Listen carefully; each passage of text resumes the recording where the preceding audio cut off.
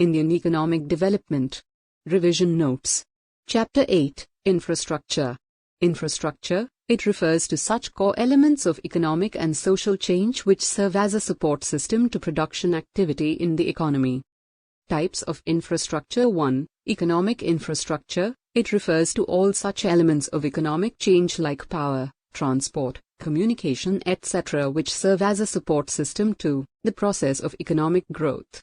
It fosters economic growth which results in increase in the standards of living of the people. 2. Social infrastructure, it refers to core elements of social change like schools, colleges, hospitals, banking, etc. which serve as a support system to the process of social development of a country. Social infrastructure focuses on human resource development, implying the development of skilled personnel as well as healthy and efficient human beings.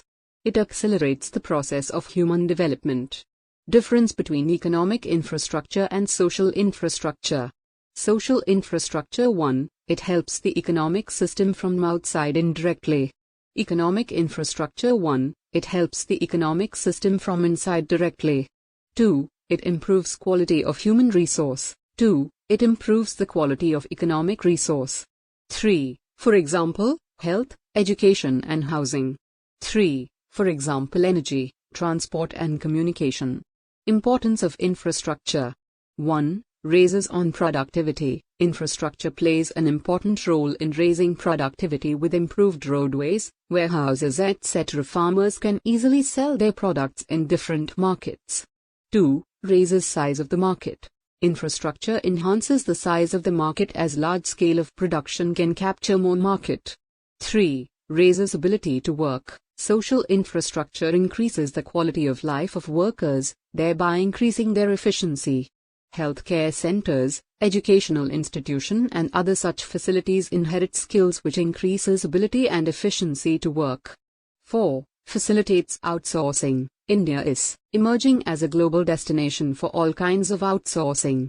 For example, call centers, study centers, etc. 5. Generates linkages in production, better means of transport and education. Robust system of banking and finance generates better inter-industrial linkages.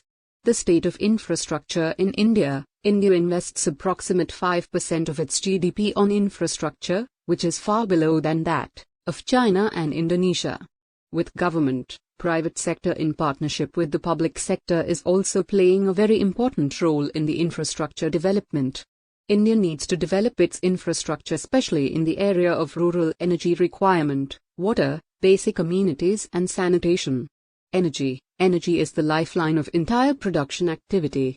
In fact, any type of production activity cannot take place without energy. There are two main sources of energy. 1. Conventional sources of energy. These are the energy which are known to us and which are popularly in use since a very long time. For example, coal, petroleum, natural gas and electricity. These are of two types. A. Commercial sources, coal, petroleum and electricity. B. Non-commercial sources, firewood, agricultural, waste and dried dung. 2. Non-conventional sources of energy. These are the energy which have been discovered or explored in the recent past and which are yet to gain popularity for their use. Power/electricity, the most visible form of energy, which is often identified with progress in modern civilization is power, electricity. Some challenges in the power sector. 1. India's installed capacity to generate electricity is not sufficient to feed an annual economic growth of 9%. At present, India is able to earn only 20,000 megawatts a year. Even the installed capacity is underutilized. 2. State electricity boards, Cbse, which distribute electricity incur loss which exceed 500 billion due to transmission and loss in distribution, wrong pricing of electricity and other inefficiencies. 3. Private sector power generators are yet to play their role in major way. SAMI is the case with foreign investors. 4. There is general public unrest due to high power tariffs and prolonged power cuts in different parts of the country. 5. Thermal power plants, which are the mainstay of India's power sector, are facing shortage of raw material and coal supplies. Health, it is a state of complete physical, mental and social well-being. A person's ability to work depends largely on his good health. It enhances the quality of life. State of health infrastructure. 1. There has been significant expansion in physical provision of health services and improvements in health indicators since independence, but it is insufficient for rapidly increasing population in India. 2. Public health system and facilities are not sufficient for bulk of the population. 3. There is a wide gap between rural-urban areas and between poor and rich in utilizing healthcare facilities.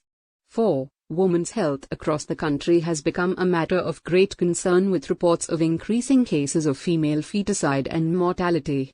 5. Regulated private sector health services can improve the situation, and at the same time, NGOs and community participation is very important in providing healthcare facilities and reading health awareness.